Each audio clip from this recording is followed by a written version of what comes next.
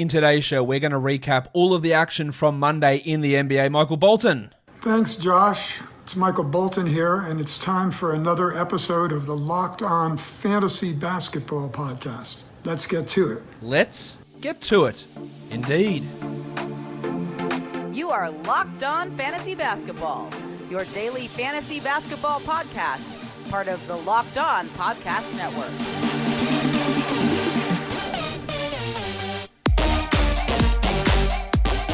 Hello and welcome to the Locked On Fantasy Basketball Podcast, brought to you by Basketball Monster. My name is Josh Lloyd and I am the lead fantasy analyst at basketballmonster.com and at Yahoo Sports Australia. And you can find me on Twitter as always at redrock_Beeble and on Instagram at Locked On Fantasy Basketball. Today, we're recapping 6 games across the league for Monday. Let's talk about those games now. And the first one we want to take a look at is the Chicago Bulls rocking the Houston Rockets 120-100. The big fella, Wendell Carter Jr. I know you guys think that I've got like a raging TH for him, but I think he's really good. And we're starting to see that now. 18 and 13 in 29 minutes, 2 steals, 3 blocks, only 1 assist. There's scope for that to improve. Didn't hit a 3, didn't attempt one. There's scope for that to improve. Only 29 minutes. There is scope for that to improve if Donovan would let him do it. He's a must-roster player in all leagues. That's a big, big night. 47 fantasy points as well. Kobe White, copped a smack in the head, cut lip. But big game, 24 and 10, that's 10 boards. 31 minutes, hit 4 threes and was 63% from the field. Now, he's been up and down this year, but he's the 88th ranked player over the last 2 weeks. So it's a big improvement, 42 fantasy points here, and he probably should be on a roster in a 12-team league. Levine wasn't necessarily at his best, but 21, 5, and 6 is pretty good for an off night, while Pat Williams had 14 and 7, hit 2 threes, had a steal and a block. Good production from Pat. I don't believe he's a 12-team league guy. He's more of a 14-teamer. Thad Young, only 20 minutes, but Jesus, look at that. 17, 8, and 5 in only 20 minutes, 89% shooting. That, of course, is not real, but he's the 66th ranked player over the course of the week. I find it hard to believe he's going to be able to maintain this level of production all season, but that's really good, obviously. And he is a 12-team league guy for now, but again, if you're looking for future moves, he probably is someone that drops off as the season goes on. Garrett Temple had 9 points with 2 threes, just sort of doing his thing, and Satoransky had 4 assists, a good assist stream option. Big Thomas, 29 minutes for him in this one as well. For the Rockets, they started small with PJ Tucker at center, didn't go particularly well. He was a minus 23 PJ in 22 minutes. I was relatively impressed, as much as I can be, in Justin Patton. 21 minutes, 4 points, 6 rebounds, 3 blocks. The PJ Tucker scenario didn't work. I don't know if they'll start Patton at all. I don't know if Cousins will be back next game. But in a deeper league, taking a stream flyer on Justin Patton's not a horrible move. 20 fantasy points for him here. Jayshawn Tate, must-roster player, 12, 8, and 2 with 3 steals and 2 threes. Another good night. While Nwaba, he was unbelievably aggressive offensively. 30% usage, 22 points, 9 rebounds, 2 steals. Now, he'll probably have 4 points in the next game, but he's going to get steals. He's going to be pretty efficient with his scoring. He's 159th over the last 2 weeks, and with injuries to Oladipo and Wood and now Cousins, Nwaba does have some value. He's probably more on the 14-team league scale versus a 12-teamer, and those 41 fantasy points are pretty nice as well, but he's more of a category league guy than a points league player. Daniel House had 15 points with 4 threes in his 26 minutes. Again, more 14-team leagues. While again, another Sterling Brown, nice night. For 16 points, 4 triples. He just, whenever he is in the game, he seems to produce. Johnny Wall, only 26 minutes, 15, 3, and 7, and shot horribly, 29% from the field. And Eric Gordon also had a stinker, 13 points on 28% shooting. He is, I believe, a 12-team league guy, but, 149th ranked player over the last 2 weeks is absolutely nothing to write home about. And when the team is healthy, I am not 100% convinced in Eric Gordon. I'm not 100% convinced that House, Brown, Nwaba, and Tate aren't better players than Eric Gordon, really, in real life. Gordon can be an okay volume scorer, but he just lacks in so many other areas that it does cause problems, I think, when he's out on the court. The Memphis Grizzlies, that's the next game we're going to take a look at. They took on the Dallas Mavericks. Almost healthy, the Grizzlies. No Dylan Brooks, no Jaren Jackson. Decent night from Ja Morant. I didn't even mention the score. They lost 102-92, and it wasn't really that close. 34 minutes for Morant, 22 points, 9 assists, 2 steals, which is just absolutely a surprise, to be sure, but a welcome one. Of course, he didn't hit a 3, and he was 2 of 6 from the line. So, yeah, more issues with him. 111th ranked player over the last 2 weeks. The 45 fantasy points are really nice. Absolutely, no worries about that. But he is struggling in his category league fantasy value, and we've seen that for the majority of this season, to be fair.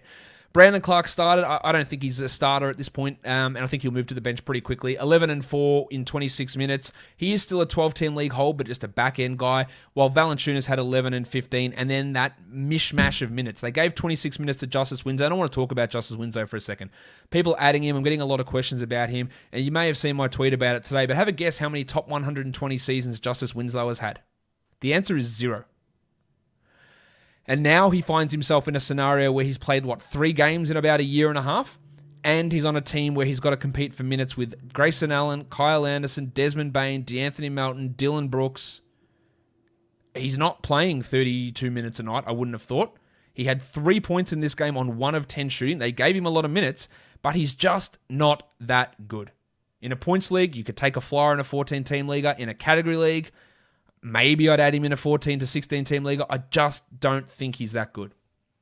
And I could be wrong on that very easily as we move forward. But there's just too much competition for minutes and too much of a history of him not being good. And we've never seen him be good. And I'd like to see him, if he has an absolute open runway, open pathway to minutes, where I'd say, well, shit, he's going to get 29, 35 minutes a night and have the ball in his hands the whole time, then I'd feel a bit better about it. But he's not, and I don't. So I'm not super excited about him. We still don't get really too much clarification. A shit night from Kyle Anderson, 9 points on 67%. 3 points for Grayson Allen on 17%. Desmond Bane played 23 minutes. Melton played 16 minutes. And it's going to get worse when Brooks returns and then when Jackson returns. There's going to be no value in Bane, Melton, Anderson, Allen, maybe Anderson. But there's just too many of these guys. Unless they just cut them out of the rotation, I don't know how they're going to do it. It's really tough to figure out how all that's going to work. At some point, they just need to say, Grayson Allen, cool, it's a nice story. Get the fuck out of here. What are you doing? Justice Winslow, what's the point?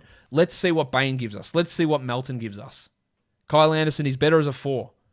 It's really tough to understand how all this value goes down and to how things can maintain. Dylan Brooks, you're not an NBA starter, so let's see what they do with his minutes. For the Mavericks, Kristaps Porzingis was out, so they started Dwight Powell. 27 minutes for Powell, 6 points, 4 rebounds, nothing exciting there, while Cauley Stein had 4 and 6 in 21 minutes. I thought Willie would get the start, but Willie did not. What a horrible night from Luka Doncic from the free throw line. 2 of 9. That is just a bad way to start the week. 21 points, 7 rebounds, 5 assists, 2 steals, and a block is nice overall production. Do you think many people are going to get fooled into taking Luka Doncic at number 1 next season? I don't. In points leagues, fine. He had 42 fantasy points here. He's not a number 1 at this point in his career. A category league player, and I think anyone who did that this year will be regretting their decision. I'll put it that way.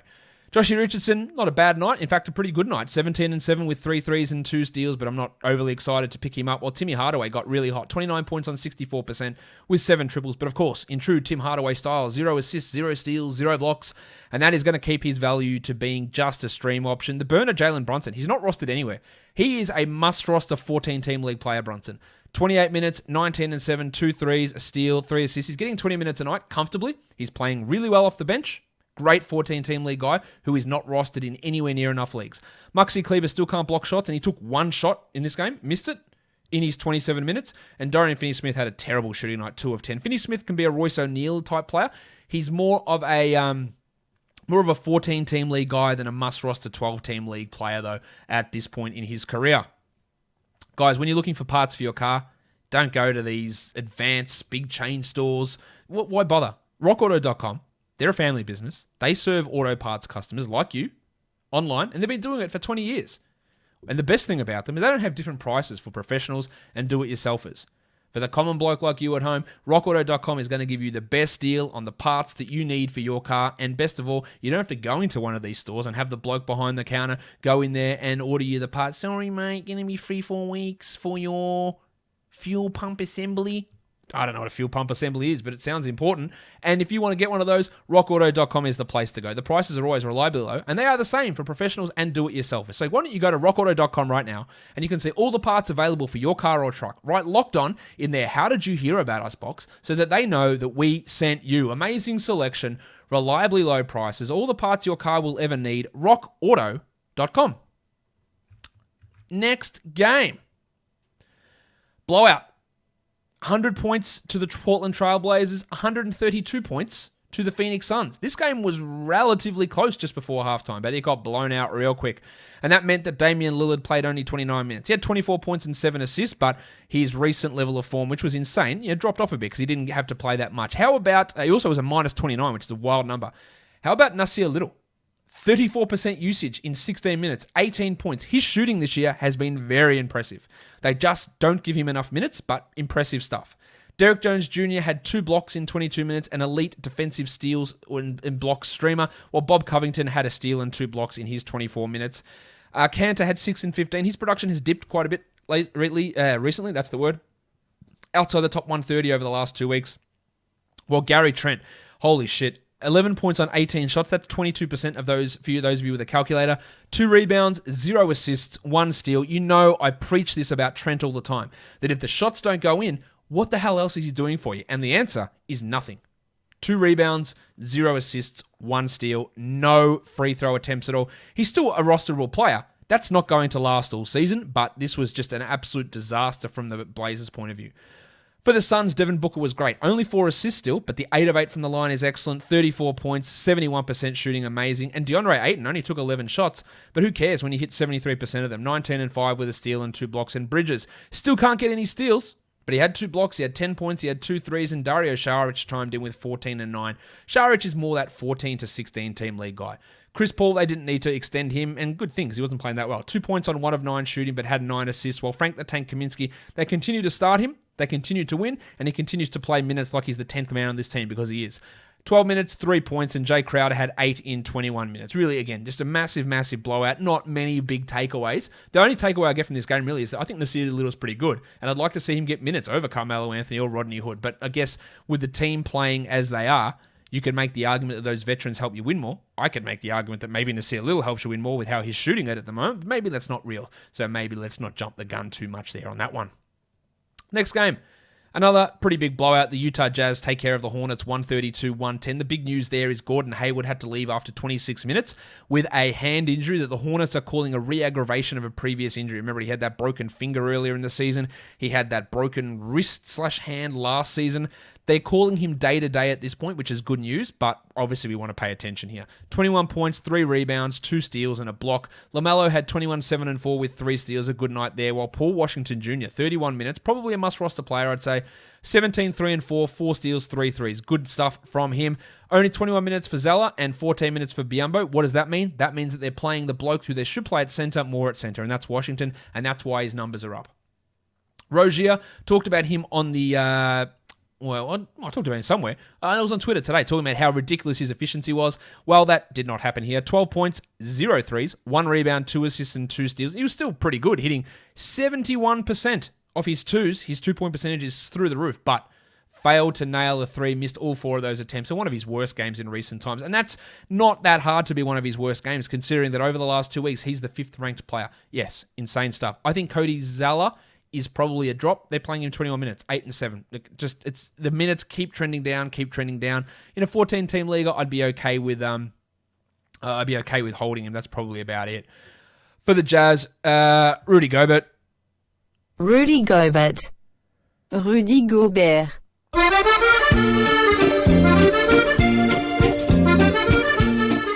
Only 30 minutes needed, but he had 6 blocks, 10 points, hit all of his free throws, 12 boards, a big game.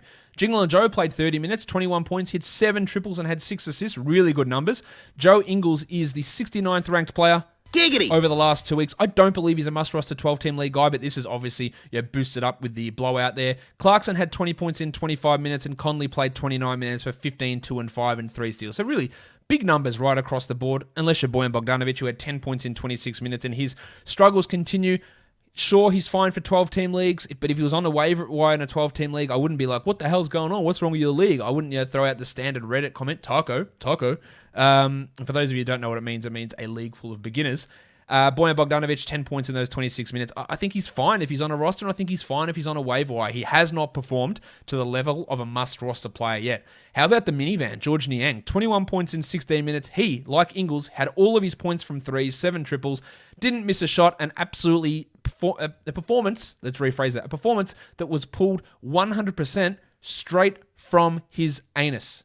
Do not buy this for George Niang. He's provides solid value off the bench. He's the 345th ranked player this year. This is a fluky game. It was awesome, but it's a fluky game, and there's nothing for us to do any further with that. Let's look now to the next game, and this one, weird. The Heat were down. Down by, I think, 10 at halftime, and then they just put the foot down in the fourth quarter to beat the Thunder by 14, 108-94, so it's not as big of a blowout as it looks. Kendrick Nunn played 41 minutes. That's how much they had to put the foot down. 20 points, 5 rebounds, 9 assists, 3 steals, 2 blocks, 3 triples. Absolutely, just ride this bloke until the wheels fall off. I don't know what the hell's going to happen to him when Bradley and Dragic return and Hero return, but he is carrying this team, and we've got multiple levels of evidence that when those guys come back, he just moves back to a lower role. But what a fantastic performance from Kendrick Nunn.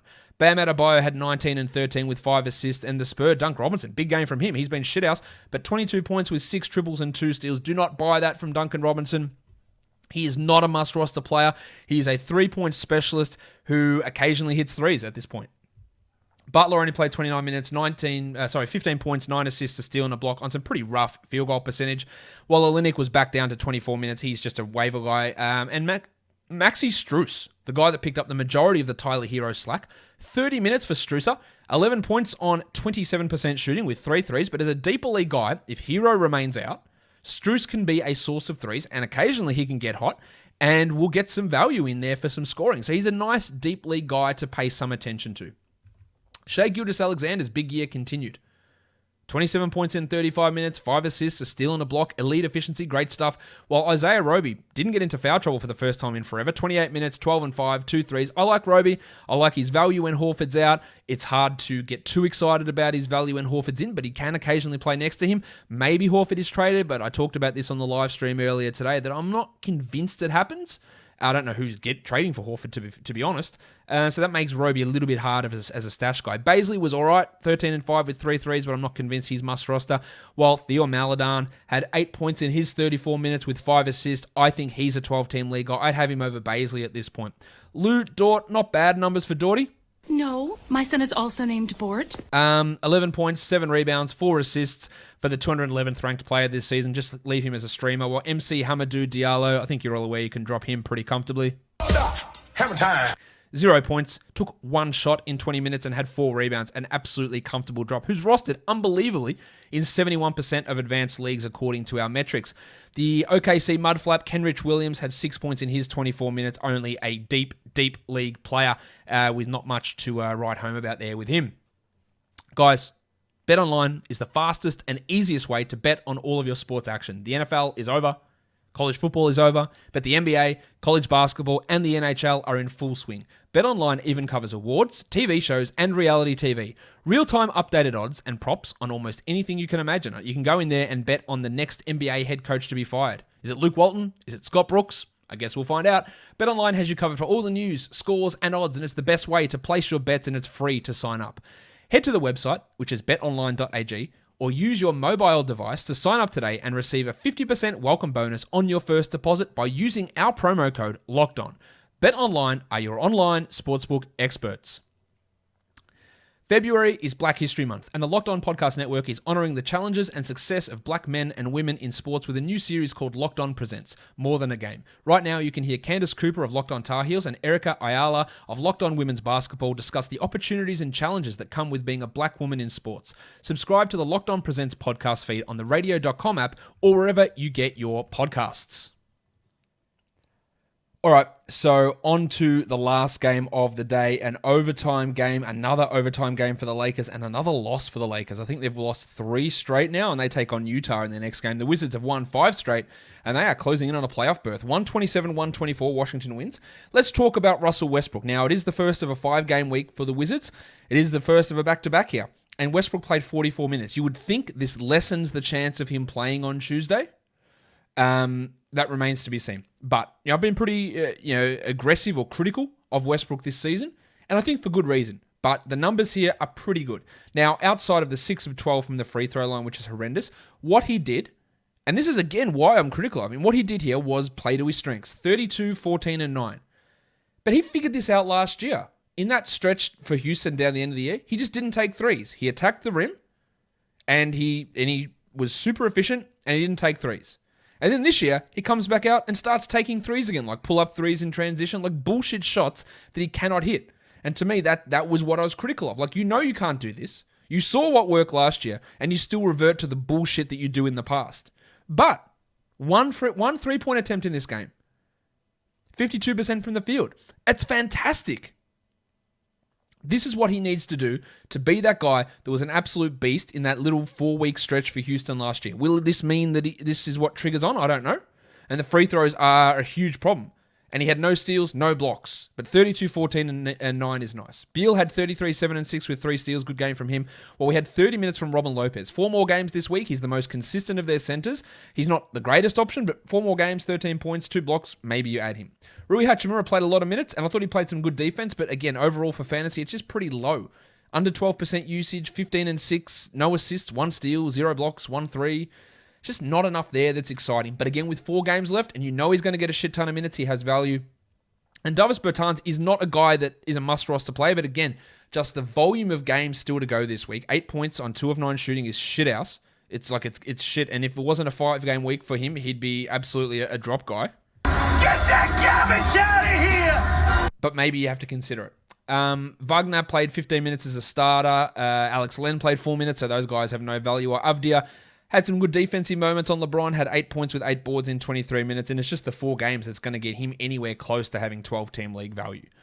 For the Lakers, LeBron James. 31, 9, and 13, 43 minutes, horrendous 1 of 3 from the field. He's dropped off a little bit over the last couple of weeks. The minutes are adding up. You feel like at some point he's going to cop some sort of injury, which you never want to happen, or rests are going to be coming because he's just playing an absolute ton. And Montrezl Harrell. Now, with Anthony Davis, this shows you how the coaching staff views Montrezl Harrell. With Anthony Davis out, he's playing fewer minutes because he's that bad on defense. He played 23 minutes and was a -5. Marc Gasol played 27 minutes. Oh, hi, Mark. And was a 0. And Harrell was a -5 despite scoring 26 points in 23 minutes and having a 37% usage. It is just super hard for him to be effective because he sucks so badly on defense. Now, these numbers are awesome. 26 and 9, 2 blocks. They're great fantasy numbers. And the reduction in his minutes has been offset by a massive increase in usage without Davis and without Schroeder there. But he just has so many issues with how he plays. Gasol, what a line from the big fella. 7 points, but 2 threes, 4 assists, 2 steals, 3 blocks. He's absolutely a 14-team league stream guy. With those extra minutes coming his way. And maybe you could even look at him in 12-teamers in some spots. 4, 10, and 11 for the future MVP, despite that coming on 16 shots. He hit 4 threes, he had 2 blocks, and he's a back-end 12-team league player. While Caruso had some big plays with 11 points in 31 minutes and had 2 steals, and KCP had 21 points with 4 triples. But it's really hard to rely upon either of those blokes to be anything close to 12-team league guys, given their limitations. I thought we'd get more out of Horton Tucker, just 16 minutes for him. 7 points with 2 blocks there. Probably just that very deep league stream option despite those absences. And Schroeder should be returning in the next couple of... I think he's going to miss the next game, and then he should be back for Fridays. Friday's encounter is the next time we see Dennis Schroeder out there. Let's have a look at the top adds and drops over the last 24 hours. The Rock DJ, Robbie Williams, up 22%. You know my concerns about how the minutes fit out, but hey, by all means, take a flyer on him for sure. Do not view him, and I highly stress this with Rob Williams. If you're looking at Basketball Monster rankings, if you're looking at Basketball Monster projections, if you're looking at Yahoo rankings, the turnovers are going to inflate his numbers, and you're going to go, hey, top 70 player. No, he's not. Turnovers, do not pay attention to them. They are so minusculely low. And you know who gets low turnovers? People who don't play. And that is why that number should always be discounted when looking at rankings and when looking at projections. Williams is fine to add, but I have that worry about where he fits in terms of long-term minutes. Derek Jones up 17%. I'm going to guess that's for the Monday, Tuesday back-to-back. Same with Finney Smith up 15%. That's what that's for. Garrett Temple up 15%. Yeah, maybe. Yeah, he's fine to add. I wouldn't say he's 100%. I've got to jump on him at all costs, but that's fine. And Justice Winslow up 11%. I've talked about Justice Winslow already. I don't see it. I could be very wrong on this. I'm happily admit it. And I want Justice to succeed because he's had a shit run with injuries. But that's just it. He's had a ton of injuries. He's never been good. And he's in a crowded wing rotation. I wouldn't personally be wasting the acquisition, the waiver move, dropping someone to stash him, for him to come good later on. I wouldn't be doing it. I could be wrong very easily. Go with your gut. Drops. Corey Joseph down 8%. Sure. Marcus Morris down 7%. Absolutely. Nemanja Bjelica down 7%. Clear drop. Hassan Whiteside down 6%. The world Not enough. Should have been dropped a lot more than that. Get that garbage out of here! And Emmanuel quickly down 5.6%. Yeah, I think that's fair enough as well, given the way that Thibodeau is running those guard rotations in New York. Let's look at the monstrous line of the night. It does go to Kendrick Nunn. 20 points, 5 rebounds, 9 assists, 3 steals, 2 blocks, 3 triples. Nunn has been, over the last month, the 62nd ranked player, playing 35 minutes a night. Over the last 2 months, he's been the 70th ranked player. That's significantly better than anything he did last year. But remember, there is going to be some real squeezes coming on. But he has been ridiculously good with huge scoring numbers, great efficiency. His true shooting this year is 59%, up from 53 last year, taking steps forward. The problem is he's averaging 2.6 assists as a point guard, which is horrendous. The steals are nice. They're up from where they were last year at 0.8 per game. He's up to 1.2 per game this year. So that's a big jump there. He's hitting threes at a really nice rate. It's just role. The question is just the role. Like, where is he going to be? And what's his minutes going to be? Like that's the question, I guess. The rookie of the night is LaMelo Ball. And I made a mistake yesterday. It should have been Tyrese Halliburton instead of Isaac Okoro. Apologies for that. LaMelo Ball is your rookie of the night. 21 points for LaMelo here. He had 2 triples, 7 rebounds, 4 assists, and 3 steals. Ball is the 45th ranked player this year in just 28 minutes a night, and he's 20th over the last 2 weeks, and I think he can be a top 30 player, maybe even top 20 player for the rest of the season. And let's look at the top 10 players rostered in under 50% of leagues. Number 1 is the minivan, George Niang. Fluky performance, 7 of 7 from 3. Don't do anything. Number 2, Nasir Little. Great shooting performance, but he's just not going to get minutes most nights. Jalen Brunson, clear 14-team league ad. David Nwaba, clear 14-team league ad. Probably even a 12-teamer at this point. Patty Williams, more of a 14-team league guy than 12, but a good night from him. Number 6, Marc Gasol. Oh, hi, Mark. 14-team league guy at the moment, putting up some really good numbers. 7 is Daniel House, again, more 14 than 12. Isaiah Roby, good 12-team guy for this week. Number 9 is Robin Lopez, 4 more games for him. He could be a 12-team league ad. And then number 10 is Sterling Brown with some solid enough performances there from the Rockets. And again, with everyone injured, Oladipo, Wood, and Cousins, he's getting run and he's putting up pretty strong numbers. Let's move across now to have a look at what is going on in the NBA for Tuesday.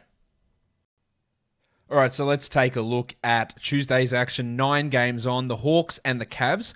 No Nance, no Love, and Taurean Prince is doubtful, so that means the Discman, Chetty Osman, will probably get another start there for Cleveland. For Atlanta, of course, there's still no Bogdanovic, there's no Hunter, but nothing else to really pay too much attention to, although Cam Reddish is listed as probable. The Pistons and the Magic.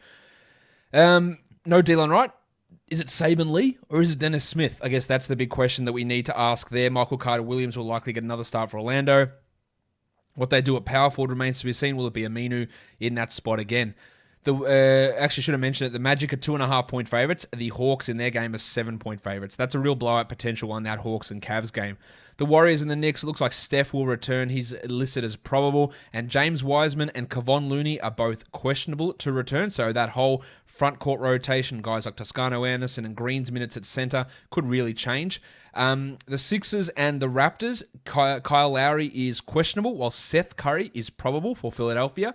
Boston and Dallas, it is a back-to-back for Dallas. Now, Maxi Kleber left their game on Monday with an ankle sprain, so his status is up in the air. And Kristaps Porzingis, of course.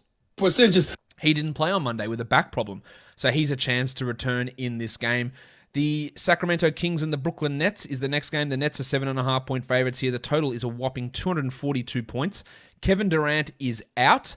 Jeff Green is questionable after hurting his shoulder last game. If he is out, maybe we finally get some Nick Claxton minutes. For the Kings, the pencil Harrison Barnes. Barnesy! He's currently listed as questionable. Daquan Jeffrey started in his place last game, while Timothé Luwawu-Cabarrot is also questionable. For the Nets, the Wolves and the Bucks, first game head coach for Chris Finch. We're paying heaps of attention to what happens there in that one. Drew Holiday's out once again for Milwaukee, and they are the Bucks 11.5-point favorites here. The total's 230. Portland and Denver back-to-back here for Portland. Denver's going to be without Millsap, Green, and Gary Harris, and PJ Dozier once again. They are favored by 8. The Nuggets, the total 230.5. Maybe it's another start for Zeke Naji. And the last game is the Wizards and the Clippers. We don't know whether Russell Westbrook will play in the back-to-back. Scott Brooks says he probably will, but we don't know that for sure. While the Clippers have an empty injury report, so that's great news for them. That will do it Actually, no, I won't. Let's do some early FanDuel values. I like Darius Garland and I like Jarrett Allen. I like Zeke Naji. I like Carter Williams, DJ Augustin, De'Aaron Fox, Clint Capella, the Discman, C.D. Osman. I like Chris Middleton quite a bit. I like Kyrie Irving. I like James Harden. And I like Facu Campazzo and Joel Embiid. Guys, that'll do it. Subscribe. Apple Podcasts, Google Podcasts, Stitcher, Spotify, YouTube. Give it a 5-star. Give it a review. And on YouTube, give it a comment. Give it a thumbs up. Hit the notification bell as well, guys. We are done here. Thank you so much for listening, everyone. See ya.